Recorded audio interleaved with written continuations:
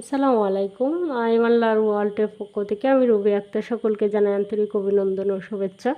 আমি বাংলা বর্ণমালার সঠিক উচ্চারণ নিয়ে কিছু বর্ণ নিয়ে হাজির হলাম। আমরা যে অনেকেই আছি যে আমরা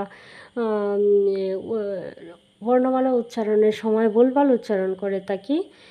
আর যেরকম এইখানে আমি কিছু সঠিক উচ্চারণ নিয়ে হাজির হলাম। যে বর্ণমালাগুলিতে আমরা ভুলভাল উচ্চারণ করে থাকি সাধারণত আমি দেখলাম যে এইখানে মূর্ধন্য, দন্তন্য, মূর্ধন্য স এগুলি নিয়ে আমি এইখানে যেগুলি লিখে রেখেছি সাধারণত আমাদের এগুলার উচ্চারণেই ভুলভাল হয়ে থাকে।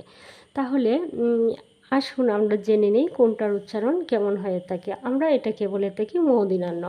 আসলে সাধারণত মূর্ধন্য নয়, এর উচ্চারণটা হচ্ছে মূর্ধন্য ন, মূর্ধন্য, মূর্ধন্য, মূর্ধন্য।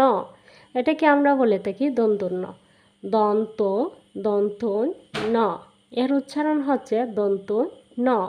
আর এটাকে আমরা বলে থাকি মদিনাস্য। আসলে মদিনাস্য নয়, সেটা হচ্ছে মূর্ধন্য স, মূর্ধন্য স। এটাকে আমরা বলে থাকি দন্তাস্য, দন্ত স, দন্ত স, এর সঠিক উচ্চারণ হচ্ছে। আর এটি হচ্ছে তালব্য স, তালব্য স।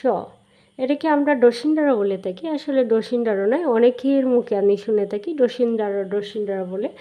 এটা আসলে ডসিন্ডারা নয়, ডয় বিন্দু র বলতে পারি অথবা ডয় শূন্য র বলতে পারি। তাহলে আমরা বলবো এর উচ্চারণটা ডয় বিন্দু র, ডয় বিন্দু র।